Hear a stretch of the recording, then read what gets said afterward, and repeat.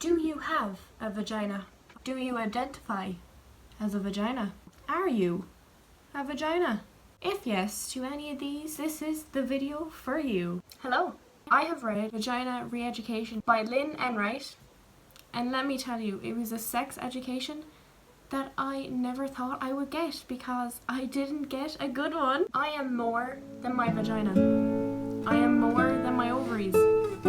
I need to and want to know more about my vagina and ovaries and my sexual reproductive health. This book was, honest to God, eye-opening for myself. Well, this book is basically a sex education. It gives us details about our science, our history, statistics. This woman gives us all the details that we as a generation need and we need to learn. I found this book really easy to read and really quick to read just because as a person who has a vagina, I know.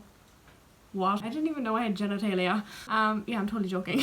I just totally lost my train of thought. Holy moly. Heat stroke. I really relate to this book because not only is this author an Irish author, and who basically went through the same education system as myself. I went to schools in Ireland. I just immediately related more to the author, which made it easier to read the book. This book consists of statistics, facts, references of other authors. She just references so much and gives so much backup that this book is just so good. Actually, in the first chapter, was called A Sex Re-Education, and she took a quote from another author, I think, and her name is Laurie Penny, and I'll just read it out to you here because I just thought it just hit deep. It just hit deep. Rather than teaching young girls about pleasure, we teach them fear and self-hatred. And rather than teaching young boys about responsibility, we teach them suspicion and slut-shaming. How true is that statement? It's literally no wonder that guys are way more open about masturbating than girls, and that girls literally hate on other girls for openly saying that they masturbate. It's also really interesting too that if someone randomer just decided to come up to me and was like, how often do you masturbate in a week? And it's like there is a resistant field within me. The force be with you. It's immediately want to say that I've never masturbated this week, or I've never masturbated my whole life. I don't even know where my vagina is. What is a vagina? Like this continuous restraint, barrier inside ourselves that for me personally has happened to me. The author also talks about her primary school sex education, and she said that a nurse came in for a full day telling them about sex ed. She basically planted mistrust between the facts, so she was giving facts along with non-facts, if you know what I mean. The nurse literally told her to not use a tampon and that it's bad, so that was a bit alarming. It just made me think of my own experience in primary school. It was not a good one, it was not a long one. It wasn't really an experience of sex education in primary school. It was basically 6th class, 11 or 12 years old I was. Our class was brought into the hall and boys and girls were separated, which obviously boys and girls couldn't be in the same room learning about a vagina. That is unheard of. They were showing us a video, I think, and I wasn't even listening to it. That's how influential it was to myself. Honestly, you can't blame me. I was only 11, 12 years old. The only thing I wanted to do was gossip and talk shit, okay? I specifically remember we were in rows. The TV was at the front, obviously, and we were in rows and I was in the back row. And it was so funny because this new girl came into our school that day. It was really unlucky. I remember literally our friend group was recruiting her to be our friend. So the only thing that was on my mind was recruitment. It wasn't about sex education. It wasn't about intercourse. None of that. It was about recruitment. And then going along to secondary school, which would be... middle school I think would be my primary school, and then high school would be my secondary school. So into secondary school now. Interesting thing, I didn't get a sex education up till my last year in secondary school. And I am in my last year in secondary school, not even in school to experience a sex education. I literally started getting it in 6th year. We had a class every Thursday that was dedicated to sex ed, and it was really good actually. The teacher was well informed. She literally knew everything. She was giving us worksheets. I have leaflets. Oh my god, let me show you the leaflets. Sexually transmitted infections. And just a list of all the infections that we can get. This is handy, very handy. And I have loads of sheets about contraceptive methods.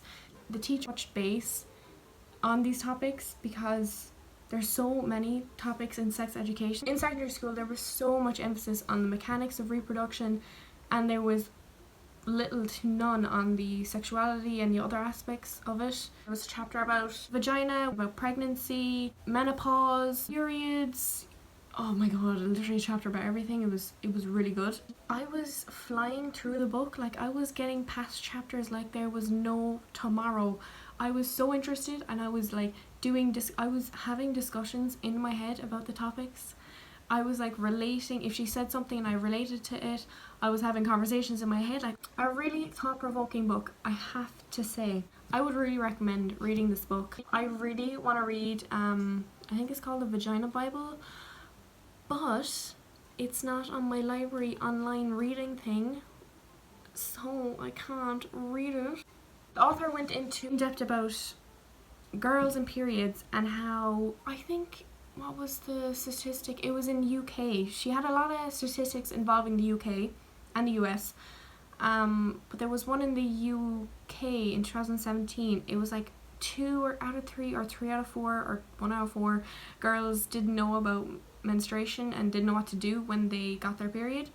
And I related so much to that because I'm going to talk to you about my first time getting blood out of my body. Crazy time. But the first time blood exited my body, I had no clue. I didn't know what periods was, I didn't know what menstruation, I didn't know anything. So I went to the toilet, then I looked down and there was blood in the toilet. I was you should have seen me. It was like 11-year-old me, I think, maybe around that age. I was freaking out. I was like, I'm dying. I'm about to die. My body's failing me. And I, honest to God, because I didn't know anything about periods, I had to come up with my own conclusions. So my conclusion of thought was that I wasn't eating enough vitamins, that my body was declining and thus blood was leaving my body. So I was like, okay, I have to eat more vitamins.